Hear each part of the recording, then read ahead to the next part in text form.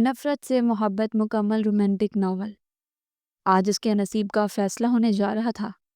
یہ شادی اس کی خواہش کا نتیجہ نہیں تھی، بلکہ ایک ایسے احسان کی قیمت تھی جس نے اس کی زندگی کو جکڑ لیا تھا۔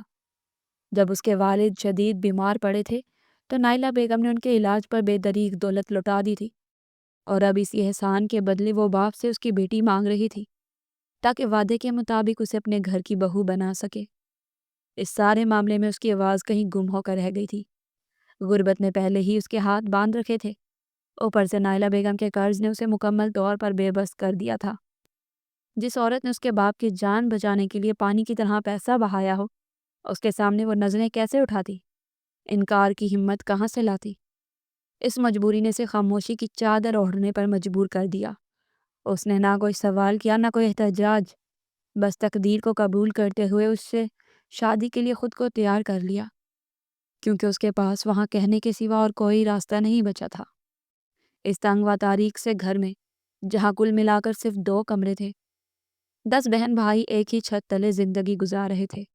سب کے سب ایک ہی کمرے میں سوتے، ایک ہی جگہ جاگتے۔ حالات اس قدر خراب تھے کہ اگر کبھی نئے کپڑوں کا سوچ لیتے تو چولہا بجھ جاتا، اور اگر گھر کا خرچ پورا کرنے کی فکر کرتے تو لباس پر سمجھوتا کرنا پڑتا۔ برسوں سے وہی بوسیدہ کپڑے ان کے جسم کا حصہ بنے ہوئے تھے، جن کا رنگ وقت کے ساتھ ماند پڑ چکا تھا۔ آج مگر منظر بالکل بدل چکا تھا۔ نائلہ بیگم نے خاص طور پر اس کے لیے دلہن کا لباس تیار کروایا تھا، ساتھ نفیس برائیڈل جوتے بھی۔ وہ سر سے پاؤں تک سونے کے زیورات میں ڈھکی ہوئی تھی۔ اس کا حسن کسی خواب کی مانند لگ رہا تھا، جیسے زمین پر کوئی پری اتر آئی ہو۔ نائلہ بیگم چند لمحوں کے لیے اسے دیکھ کر ٹھٹک سی گئی تھی۔ ان کے دل میں ایک عجیب سا یقین جاگا کہ شاید یہی لڑکی ان کے پوتے کی بگڑی ہوئی زندگی کو سنوار سکتی ہے۔ آج نوفل مرزا کی شادی ہونے جا رہی تھی، وہی نوفل جسے شہر عیاش اور لاپرواہ انسان کے طور پر جانتا تھا۔ دادی کے مسلسل اصرار پر اس نے اس رشتے کے لیے ہاں تو کر دی تھی، مگر اس کے دل میں شادی کے لیے کوئی کشش نہ تھی۔ اس نے اپنے والد کی ناکام ازدواجی زندگی کو بہت قریب سے دیکھا تھا، اور اب وہ وہی تلخ تجربہ خود دہرانا نہیں چاہتا تھا۔ اس کی نظر میں عورتیں صرف وقتی دل لگی کا ذریعہ تھی، اس کے سوا وہ سب کو بے وفا، چلاک اور فریب دینے والی سمجھتا تھا۔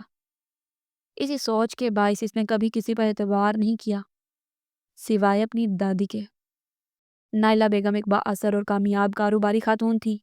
نوفل نے بھی ان کے ساتھ کاروبار میں قدم سے قدم ملایا اور ان کی سلطنت کو مزید وسعت دینے میں بھرپور کردار ادا کیا۔ نائلہ بیگم کو اپنے پوتے سے بے پناہ محبت تھی۔ ان کی خواہش تھی کہ وہ اس کے لیے دنیا کی سب سے خوبصورت اور سلیقہ مند لڑکی منتخب کریں۔ اسی تلاش میں ان کی نظر اس غریب گھرانے میں پیدا ہونے والی بریرہ پر ٹھہر گئی، اور دل نے گواہی دے دی کہ یہی انتخاب درست ہے۔ بریرہ ایک سادہ مزاج اور خوش اخلاق لڑکی تھی۔ اس کے نین نقش بہت پیارے تھے اور دل نہایت نرم۔ وہ ایک مڈل کلاس گھرانے سے تعلق رکھتی تھی، اس لیے اس کے انداز میں بناوٹ یا نخرہ نہیں تھا۔ نائلہ بیگم اس سے جو بھی بات کرتی، وہ خاموشی سے سر جھکا لیتی اور ادب سے سنتی رہتی۔ بریرہ کے والد ایک دفتر میں سیکیورٹی گارڈ تھے۔ ایک دن اچانک ان کی طبیعت بہت خراب ہو گئی۔ انہیں فوراً ہسپتال لے جایا گیا۔ اطلاع ملتے ہی نائلہ بیگم بھی ہسپتال پہنچ گئیں۔ جب بریرہ اور اس کی والدہ خالدہ وہاں آئیں تو نائلہ بیگم بریرہ کو دیکھ کر حیران رہ گئیں۔ انہیں یقین نہیں آ رہا تھا کہ اتنے غریب گھر میں اتنی خوبصورت لڑکی بھی ہو سکتی ہے۔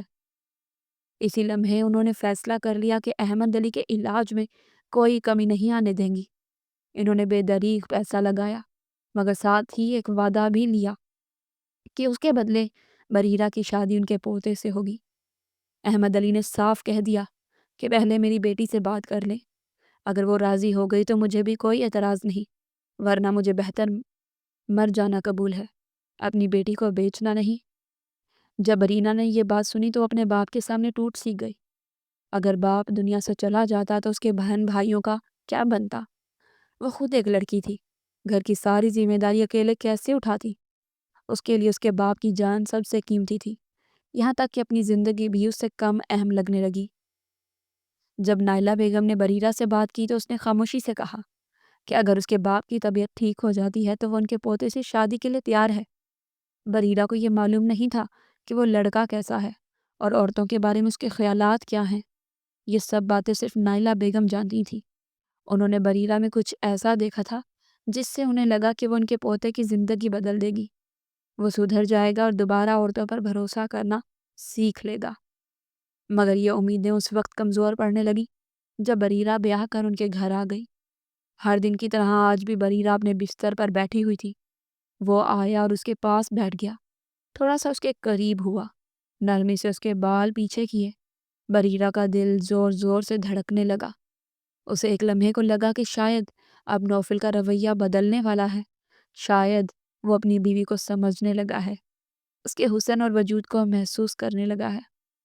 مگر یہ خوش فہمی چند لمحوں سے زیادہ نہ چل سکی۔ اس نے ہمیشہ کی طرح اس کے کان کے قریب جھک کر سخت لہجے میں کہا کہ تم میں کوئی ایسی بات نہیں جو مجھے اپنی طرف کھینچ سکے۔ اصل کشش تو ان عورتوں میں ہوتی ہے جن کے ساتھ میں روز وقت گزارتا ہوں۔ یہ سن کر بریرہ کی آنکھوں سے آنسو بہنے لگے۔ اسے سمجھ نہیں آ رہا تھا کہ وہ کس گناہ کی سزا بھگت رہی ہے۔ اس نے تو کبھی کسی کا برا بھی نہیں چاہا تھا، پھر اس کے حصے میں ایسا شوہر کیوں آیا؟ لرزتی آواز میں اس نے پوچھا کہ آخر اس میں کیا کمی ہے؟ وہ ہر روز کسی اور عورت کے ساتھ ہوتا ہے، ہر دن اس کی نئی گرل فرینڈ ہوتی ہے، پھر بھی وہ اسے یوں نظر انداز کیوں کرتا ہے؟ نوفل نے بے حسی سے جواب دیا کہ وہ عورتوں کی فطرت کو اچھی طرح جانتا ہے، اسی لیے وہ ہر عورت کو دھوکہ دیتا ہے، کیونکہ اس کے نزدیک ہر عورت دھوکے باز ہوتی ہے۔ اس کے مطابق بریرہ بھی باقی عورتوں جیسی ہی ہے۔ اس نے کہا کہ آج تک کسی عورت کو وفادار نہیں دیکھا، ہاں صرف اس کی دادی نائلہ بیگم واحد انسان ہے جنہوں نے اس کے ساتھ وفا کی ہے، اسی لیے وہ صرف انہی سے محبت کرتا ہے۔ اسے مزید بات کرنے سے منع کرتے ہوئے وہ اٹھ کھڑا ہوا اور بغیر پیچھے دیکھے کمرے سے نکل گیا۔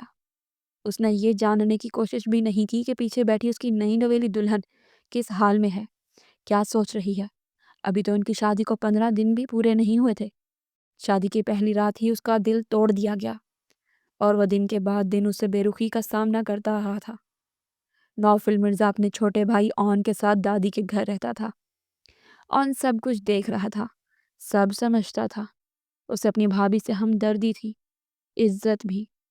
وہ اکثر بریرہ کو تسلی دیتا کہ بھابھی، بھائی کی باتوں کو دل پر نہ لیا کریں، مجھے یقین ہے ایک دن وہ خود بدل جائیں گے اور اپنی غلطیوں کو سمجھ لیں گے۔ آج بھی جب نوفل گھر سے باہر نکلا تو اون نے ان کی گفتگو سن لی تھی۔ بریرہ کے لیے مزید برداشت کرنا ممکن نہیں رہا۔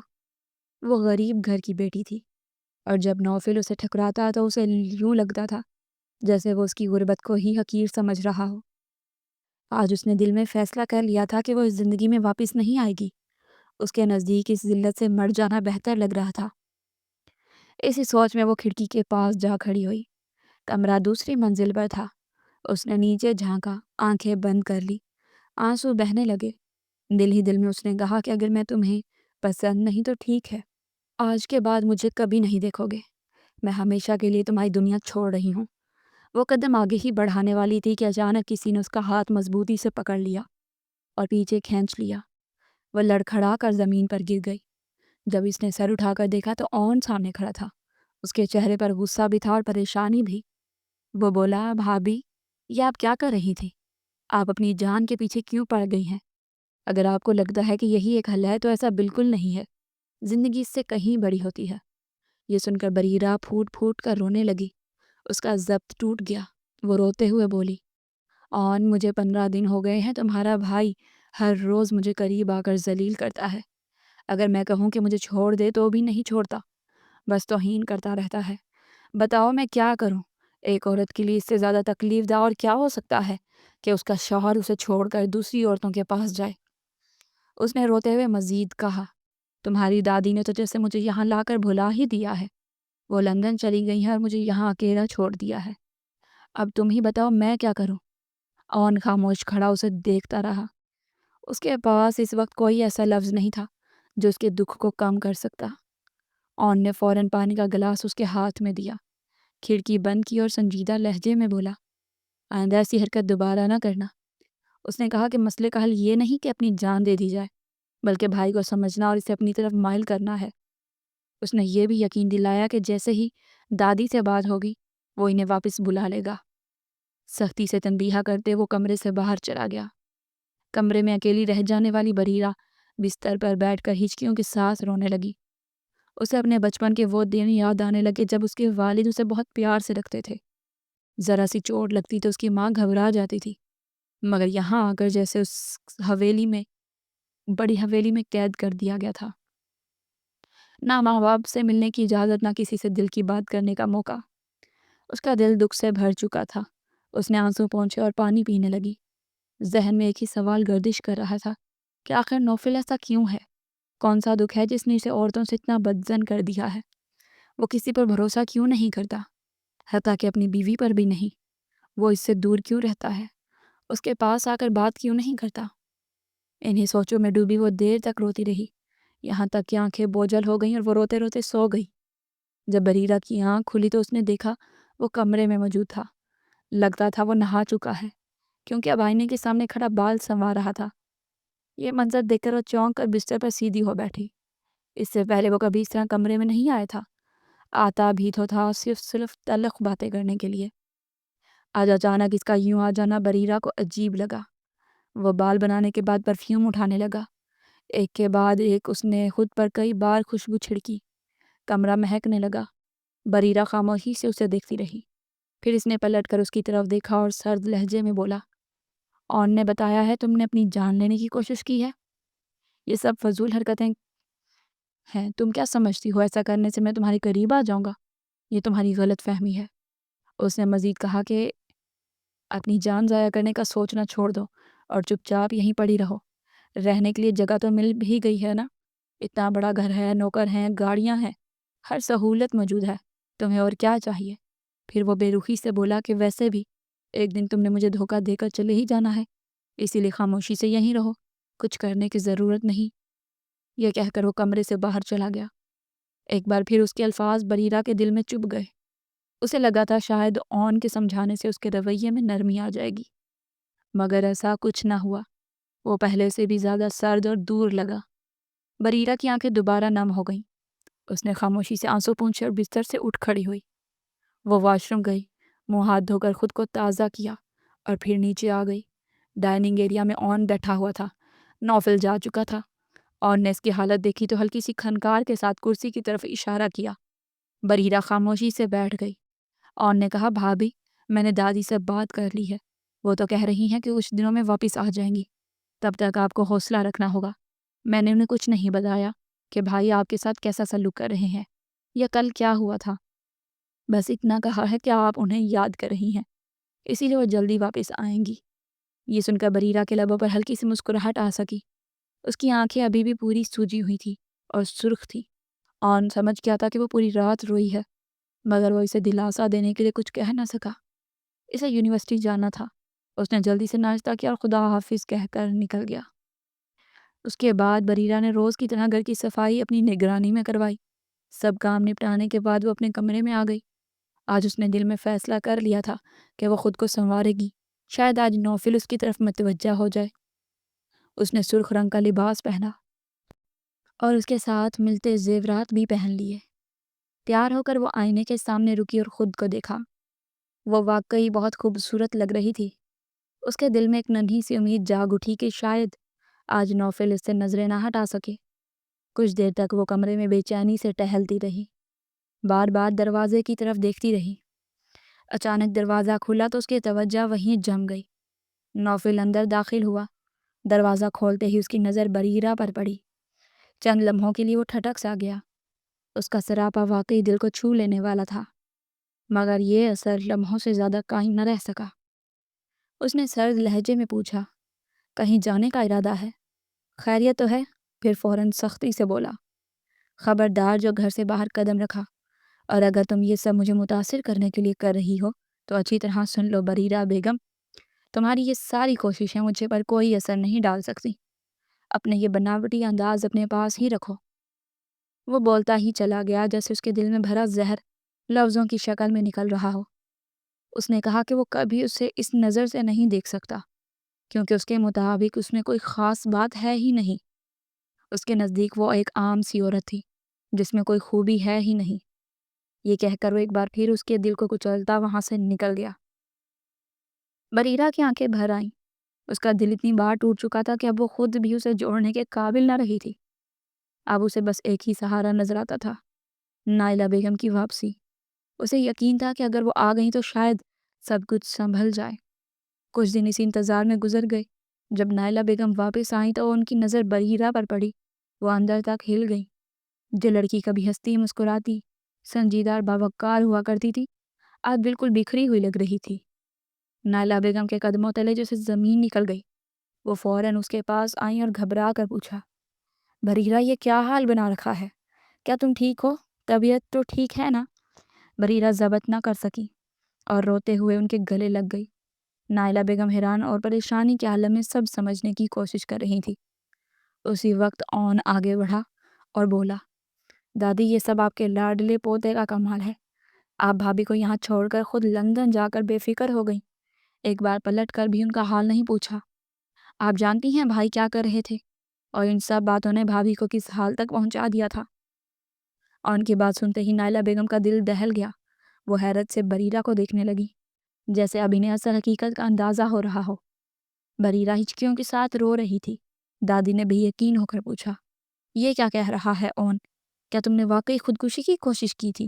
بریرہ نے خاموشی سے ہاں میں سر ہلا دیا۔ اسی لمحے نائلہ بیگم کے ہوش جیسے لوٹ آئے۔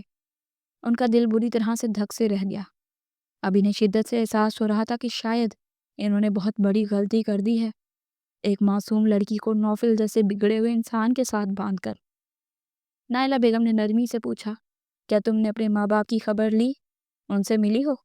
بریرہ روتے ہوئے بولی، نہیں دادی، نوفل نے مجھے گھر سے باہر جانے سے منع کیا ہے۔ میں کیسے جاتی؟ آپ کو پتہ ہے وہ مجھے بالکل پسند نہیں کرتے۔ ہر دن ان کے ساتھ کوئی نئی لڑکی ہوتی ہے، اور ہر رات وہ میرے قریب آ کر میرے کان میں کہتے ہیں کہ میں ان کے قابل نہیں ہوں، پھر مجھے ذلیل کر کے چلے جاتے ہیں۔ بس اس کیا لیتے ہوئے بولتی رہی، وہ ایسا کیوں کرتے ہیں؟ آخر عورتوں سے اتنی نفرت کیوں ہے؟ یا پھر صرف مجھ سے ہی نفرت کرتے ہیں؟ کیا وہ کسی اور کو پسند کرتے تھے؟ اگر ایسا تھا تو آپ نے میری شادی ان سے کیوں کروائی؟ آج بریرہ نے دل کے سارے دکھ لفظوں میں انڈیل دیے۔ اس نے یہ بھی کہا کہ وہ نائلہ بیگم کے احسان بن تھی، انہی کے احسان کی وجہ سے وہ اس گھر میں دلہن بن کر آئی تھی۔ نائلہ بیگم نے اسے پھر سے سینے سے لگا لیا اور بھرائی ہوئی آواز میں بولی، تم فکر مت کرو بریرہ، میں سب کچھ ٹھیک کر دوں گی۔ تم جانتی ہو نوفل ایسا کیوں ہے؟ اس کی زندگی میں کچھ عورتیں آئی تھیں جن سے اس نے بے پناہ محبت کی، مگر انہوں نے اسے بار بار دھوکہ دیا۔ انہیں زخموں نے اسے اس حال تک پہنچا دیا کہ وہ اب کسی عورت پر بھروسہ نہیں کرتا، حتیٰ کہ مجھ پر بھی نہیں۔ انہوں نے دکھ سے کہا، کہنے کو وہ مجھ سے محبت کرتا ہے، میرے ساتھ رہتا ہے، مگر میری کوئی بات اس پر اثر نہیں کرتی۔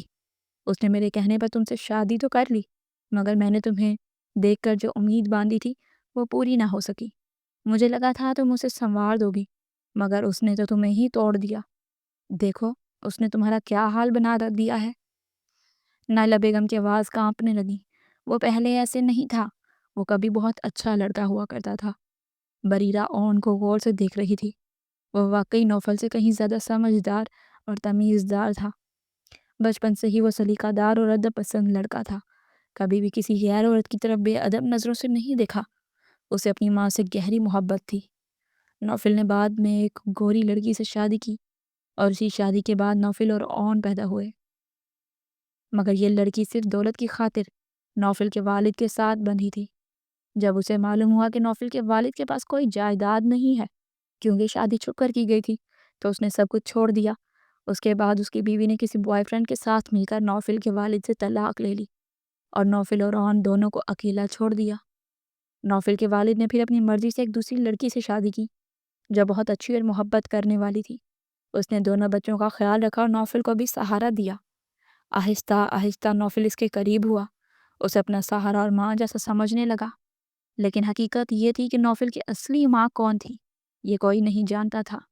نوفل کے والد نے اپنی پہلی بیوی اور بچوں کو چھوڑ کر پردیس چلے جانے کے بعد یہ سب کچھ اسی لڑکی کے سپرد کر دیا۔ بریرہ جانتی تھی کہ نوفل کی زندگی میں استقامت نہیں تھی۔ اس کی ماں کبھی لندن، کبھی امریکہ، کبھی پاکستان آتی تھی، مستقل رہنے کے لیے نہیں۔ نوفل کے والد نے بھی کئی سالوں تک وعدہ کیا کہ وہ واپس آئے گا، مگر کبھی نہیں آیا۔ نوفل کی پہلی ماں بھی کسی اور کے ساتھ چلی گئی۔ یہ سب حالات نوفل کو اتنا توڑ گئے کہ اب وہ کسی پر بھروسہ نہیں کر سکتا تھا۔ بریرہ نے دل میں سوچا کہ وہ اگر پیار بھی کرے تو نوفل کو یہ سب کچھ صرف دھوکہ لگے گا۔ دو عورتوں کی بے وفائی اور زندگی کی تلخ حقیقت نے اس کے دل کو اتنا زخمی کر دیا کہ اسے اب سمیٹنا ممکن نہ تھا، اور نہیں سے اپنے بھائی کی یہ حالت دیکھی نہیں جاتی تھی۔ وہ عمر میں چھوٹا ضرور تھا مگر دل سے بہت مضبوط تھا۔ اپنے بھائی کو ٹوٹتے ہوئے دیکھ کر اس نے ہمت نہ ہاری۔ اس نے نوفل کو سہارا دیا، اس کی ہمت بندھائی اور اسے دوبارہ زندگی کی طرف لانے کی کوشش کی، مگر بدقسمتی سے نوفل نے آگے بڑھنے کے لیے غلط راستے چن لیے۔ وقت کے ساتھ ہی نہ وہ اون کی بات سنتا اور نہ ہی مجھ سے پہلے جیسا جڑا رہا۔ اس کے دل میں خوف بیٹھ گیا تھا کہ اگر کسی عورت کو قریب آنے دیا تو وہ بھی اسے دھوکہ دے جائے گی۔ اس کی زندگی میں آنے والی ہر عورت نے پہلے بے وفائی کے وعدے کیے اور پھر اسے اکیلا چھوڑ کر چلی گئی۔ ان دو عورتوں کے رویے نے اس کی سوچ اور اس کا دل دونوں برباد کر دیے تھے۔ آہستہ آہستہ وہ بڑا ہوتا گیا اور اس کے ذہن میں ایک ہی بات بیٹھتی چلی گئی کہ کوئی عورت وفادار نہیں ہوتی۔ اس کے نزدیک ہر عورت خود غرض اور مطلبی تھی، اس لیے اس نے بھی صرف اپنا فائدہ دیکھنا شروع کر دیا۔ وہ میرے ساتھ کاروبار میں ہاتھ بٹانے لگا مگر اس کی راتیں گھر سے باہر گزرنے لگیں۔ میں اسے سمجھاتی کہ یہ سب تمہیں زیب نہیں دیتا، مگر وہ سنتا ہی نہیں تھا۔ ہر روز اس کے ساتھ کوئی نہ کوئی نئی لڑکی ہوتی، وہ ان سے محبت کے دعوے کرتا، انہیں یقین دلاتا، اور جب وہ پوری طرح اس کے ساتھ جڑ جاتی تو وہ انہیں بے رحمی سے چھوڑ دیتا۔ ان لڑکیوں کو روتا اور ٹوٹتا دیکھ کر اسے عجیب سا سکون ملتا تھا۔ عورتوں کو دکھ دینا جیسے اس کی عادت بن چکا تھا۔ اسی وجہ سے وہ تمہیں بھی تکلیف دیتا ہے، تمہارے قریب آنے سے بچتا ہے، مگر مجھے یقین ہے بریرہ تم آہستہ آہستہ اس کے دل تک پہنچ جاؤ گی۔ تم عام لڑکی نہیں ہو، تم سمجھدار اور سلجھی ہوئی ہو۔ مجھ پر یقین رکھو، میں تمہارے ساتھ ہوں اور تمہیں اکیلا نہیں چھوڑوں گی۔ بس تم صبر سے کام لو اور اس کا اعتماد جیتنے کی کوشش کرو۔ اب بہت کچھ تم پر منحصر ہے اور مجھے یقین ہے تم یہ سب سے بہتر طریقے سے سمجھ سکتی ہو۔ بریرہ سب کچھ سمجھ چکی تھی۔ اب اسے معلوم ہو گیا تھا کہ نوفل اتنا سرد اور دور کیوں رہتا ہے، وہ کسی کو اپنے دل کے قریب کیوں نہیں آنے دیتا۔ بریرہ نے آہستہ آہستہ نوفل کے گھر کے سارے کام اپنی ذمہ داری سمجھنا شروع کر دیے۔ جب نوفل گھر آتا وہ خود اس کے کپڑے ترتیب دے دیتی اور باتھ روم میں لگا دیتی۔ اگر وہ جوتے تلاش کرتا ہے تو بریرہ فوراً جوتے لا کر اس کے سامنے رکھ دیتی۔ نائلہ بیگم نے اب اسے اپنے ساتھ دفتر میں بھی لے جانا شروع کر دیا تھا۔ وہ جو کبھی گھر میں سادہ شلوار قمیض پہنتی تھی، اب فرنٹ شرٹ اور آرام دہ لباس پہننے لگی تھی۔ نوفل یہ دیکھ کر حیران رہ جاتا۔ وہ اپنی دادی کے سامنے بیٹھا اسے دیکھتا، دل میں عجیب سی چبھن محسوس کرتا۔ یہ لڑکی آہستہ آہستہ اس کے جگہ اپنی جگہ بنانے لگی تھی اور ساتھ ہی اس کے دل میں بھی جگہ بنا رہی تھی۔ یہ حقیقت اسے ابھی تک سمجھ نہ آئی تھی۔ دادی نے بھی آہستہ آہستہ بریرہ کو ہر کام سکھا دیا۔ اب بریرہ نہ صرف نوفل کی بلکہ دادی کی بھی بہت خیر خواہ بن چکی تھی۔ نوفل کو لگنے لگا کہ اس کی شادی دراصل نوفل سے نہیں بلکہ دادی سے ہو گئی ہے، کیونکہ دادی اسے اتنا پیار دے رہی تھی کہ وہ برداشت سے باہر لگ رہا تھا۔ وہ چاہے کچھ بھی کہتا، دادی اسے ڈپٹ کر چپ کرا دیتی اور کہتی، یہ گھر کی بہو ہے، پڑھی لکھی اور نوفل کو سب سنبھال سکتی ہے۔ بریرہ آہستہ آہستہ پورے گھر میں سب کی مقبول بن گئی تھی۔ لوگ اسے میم میم کہہ کر پکارنے لگے۔ کچھ آفس کے لوگ نوفل سے بھی کہہ دیتے کہ سر، آپ کی بیوی ماشاءاللہ پیاری بھی ہے اور کام بھی بہترین کرتی ہے، بہت قابل ہے۔ نوفل یہ سب سنتے ہوئے اندر سے ہل جاتا، کیونکہ اسے ہمیشہ اپنی تعریف سننے کا شوق تھا، مگر وہ اب ہر جگہ بریرہ نے سنبھال لی تھی۔ نوفل غرور والا اور خود پسند لڑکا تھا، لیکن بریرہ نے اس کے غرور کو مٹی میں ملا دیا۔ اب اگر وہ اسے دھتکارتا تو بریرہ بھی جواب میں اسے جھٹکا دیتی۔ اس بات سے وہ بالکل مطمئن نہ رہ سکا۔ دادی نے اسے گاڑی چلانا بھی سکھا دیا تاکہ وہ آزاد اور خود مختار ہو۔ جب نوفل دادی سے بولا، میں نے اسے گھر سے باہر نکلنے سے روکا ہے، آپ اسے اتنی چھوٹ کیوں دے رہی ہو؟ تو دادی نے بڑے اطمینان سے کہا، یہ گھر کی بہو ہے اور پورے حق سے یہاں رہے گی، جس طرح ہم سب یہاں رہتے ہیں۔ تم بھی اسے ایسا ہی حق دو، وہ بالکل میرے جیسی ہے، تمہاری بیوی، تمہیں اس پر بھروسہ کرنا چاہیے۔ نوفل یہ سن کر مٹھی بھینچتا ہوا باہر نکل گیا، مگر دل کے اندر ایک عجیب سی الجھن اور حیرت باقی رہ گئی تھی کہ یہ لڑکی کیسے اتنی مضبوط اور قابل ہو گئی۔ اس روز پہلی بار ایسا ہوا کہ بریرہ نے خود اکیلے گاڑی ڈرائیو کی اور راستے میں حادثہ ہو گیا۔ حادثہ اتنا شدید تھا کہ وہ فوراً ہسپتال پہنچ گئی۔ اس کے موبائل پر مسلسل نائلہ بیگم کی کال آ رہی تھی۔ کچھ لوگوں نے فون اٹھا کر بتایا کہ یہ لڑکی ایکسیڈنٹ میں زخمی ہو گئی ہے اور ہسپتال میں موجود ہے۔ یہ سن کر نائلہ بیگم فوراً نوفل کو کال کر کے ہسپتال بھیج دیا۔ نوفل جب وہاں پہنچا تو پہلی بار اسے حقیقی خوف اور کھونے کا احساس ہوا۔ اس کے دل میں اچانک عجیب سا خالی پن سا پیدا ہو گیا اور آنکھوں سے بے اختیار آنسو بہنے لگے۔ وہ لڑکی جو پہلے اسے دادی اور نوفل کے دفتر میں اپنی جگہ بنا چکی تھی، اب اس کے دل پر بھی چھا چکی تھی۔ نوفل اب محسوس کر رہا تھا کہ وہ لڑکی کے بغیر اپنی زندگی میں آزادی اور بے فکری نہیں پا سکتا۔ آفس میں لڑکی کے بڑھتے اثر نے سے یہ احساس دلایا کہ اب اپنی پرانی عادات، لڑکیوں کے ساتھ گھومنا پھرنا سب کچھ چھوڑ چکا ہے۔ وہ ہسپتال کے کوریڈور میں کھڑا تھا اور دل میں پہلی بار یہ حقیقت جا رہی تھی کہ وہ اپنی کسی قیمتی چیز کو کھونے والا ہے۔ ڈاکٹر نے کہا کہ اس کی حالت تشویشناک ہے اور اگرچہ ایسے حادثات میں موت بھی واقع ہو جاتی ہے، دعا کریں کہ یہ بچ جائے۔ جس سن کر نوفل بے اختیار رو پڑا۔ نائلہ بیگم نے اس کے کندھے پر ہاتھ رکھا اور کہا، دعا کرو اللہ سب کچھ ٹھیک کر دے گا۔ مگر نوفل کے سر پر پریشانی چھا چکی تھی۔ وہ مرد جو برسوں عورتوں سے نفرت کرتا رہا، آج ایک عورت کے لیے بے بس اور رو رہا تھا۔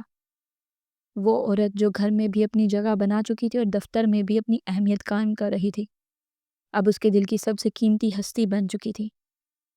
بریرہ 2 دن تک مکمل طور پر بے ہوش رہی اور کسی سے بات نہیں کر رہی تھی۔ نوفل ہسپتال کے بیڈ پر پڑا اسے دیکھ کر بے حد بے چین تھا۔ اسے چھٹی نہیں دی گئی، مگر دل میں بے چینی اور خوف نے اس کی سانسیں روک دی تھی۔ وہ بے قرار ہو کر دادی کے پاس آ کھڑا ہوا، کپ کپاتی آواز میں بولا، دادی پلیز آپ کچھ کریں، ڈاکٹر سے کہیں کہ وہ کوئی بھی طریقہ آزمائیں، بس اسے ٹھیک کر دے۔ میں اسے اس حالت میں نہیں دیکھ سکتا۔ میں نے اسے بہت تکلیف دی ہے، بہت ظلم کیا ہے، مگر میں اسے یوں مرتا ہوا نہیں دیکھ سکتا۔ دادی میں اس سے بے حد محبت کرتا ہوں۔ اس کی یہ بات سن کر دادی کی آنکھوں میں آنسو بہنے لگے، مگر ہونٹوں پر ایک ہلکی سی مسکراہٹ آ گئی۔ وہ جانتی بھی تھیں کہ بریرہ جیسی لڑکی دوبارہ نصیب ہونا آسان نہیں۔ اگرچہ وہ ایک سادہ اور غریب گھرانے سے تعلق رکھتی تھی، مگر عقل، وقار اور سمجھداری میں کسی سے کم نہ تھی۔ اس نے نہ صرف اس گھر کو سنبھال لیا تھا بلکہ آفس میں بھی اپنی محنت اور صلاحیت سے سب کو پیچھے چھوڑ دیا تھا۔ مردوں کے بیچ رہ کر بھی اس کا رعب اور کام بولتا تھا۔ اب بریرہ کی طبیعت کی خبر پوری حویلی میں پھیل چکی تھی۔ آفس میں بھی سنسنی مچ گئی۔ سب کولیگز اس کے لیے فکر مند تھے۔ قرآن خوانی کا اہتمام کیا گیا۔ دعاؤں کا سلسلہ شروع ہو گیا۔ اس کی حالت نہایت نازک تھی۔ 2 دن سے مسلسل بے ہوش، ایمرجنسی میں زیر علاج۔ ڈاکٹر بھی بس یہی کہہ رہے تھے کہ اب سب کچھ دعائیں پر چھوڑ دیں۔ حادثہ بہت شدید تھا، اللہ ہی خیر کر سکتا ہے۔ اور مسلسل اپنے بھائی کو حوصلہ دے رہا تھا، مگر نوفل کے لیے یہ خبر کسی موت سے کم نہ تھی۔ ہر لمحہ اس پر صدیوں کی طرح گزر رہا تھا۔